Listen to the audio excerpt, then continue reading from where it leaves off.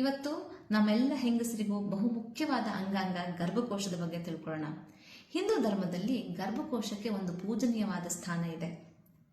ಹಿಂದೂ ಧರ್ಮದಲ್ಲಿ ಹೆಣ್ಣು ಮಕ್ಕಳು ಸಾಷ್ಟಾಂಗ ನಮಸ್ಕಾರ ಮಾಡಬಾರ್ದು ಅಂತ ಒಂದು ಪ್ರತೀತಿ ಇದೆ. ಯಾಕಂದ್ರೆ ಈ ಗರ್ಭಕೋಶ ತುಂಬಾ ಪವಿತ್ರವಾದದ್ದು ಮತ್ತಿದು ನೆಲನ ತಾಗಿಸಬಾರದು ಅಂತ. ಇದಲ್ಲದೆ ಕಾಮಾಖ್ಯ ದೇವಿ ದೇವಸ್ಥಾನದಲ್ಲಿ ನಾವು ಗರ್ಭಕೋಶ ಹಾಗೂ ಯೋನಿಗೆ ಪೂಜೆ ಮಾಡ್ತೀವಿ. ಹಿಂದೂ ಧರ್ಮದಲ್ಲಿ ಒಂದೇ ಅಲ್ಲ, ಈವನ್ ವೆಸ್ಟರ್ನ್ ಕಲ್ಚರ್ನಲ್ಲೂ ಕೂಡ ಗರ್ಭಕೋಶಕ್ಕೆ ಒಂದು ಬಹುಮುಖ್ಯವಾದ ಸ್ಥಾನ ಇದೆ.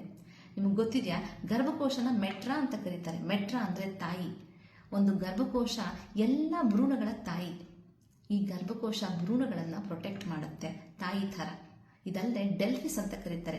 ಯಾಕಂದ್ರೆ ಗರ್ಭಕೋಶ ಅನ್ನೋದು ಅಕ್ಕ ತಂಗಿ ಅಣ್ಣ ತಮ್ಮಂದರನ್ನ ಉತ್ಪತ್ತಿ ಮಾಡುವಂತ ಪವಿತ್ರವಾದ ಭೂಮಿ. ಇದಲ್ಲದೆ ಗರ್ಭಕೋಶನ ಹಿಸ್ಟೆರೋ ಅಂತ ಕರೀತಾರೆ. ಹಿಸ್ಟೆರೋ ಅಂದ್ರೆ ಹಿಸ್ಟೀರಿಯಾ ಅನ್ನೋದು ಒಂದು ಮಾನಸಿಕವಾದ ಕಾಯಿಲೆ. ಈ ಮಾನಸಿಕ ಸಮತೋಲನ ಏನಿದೆಯಲ್ಲ, ಅದು ನಮ್ಮ ಗರ್ಭಕೋಶದ ಮೇಲೆ ಡೈರೆಕ್ಟ್ ಆಗಿ ಪರಿಣಾಮಗಳನ್ನು ಬೀರುತ್ತೆ.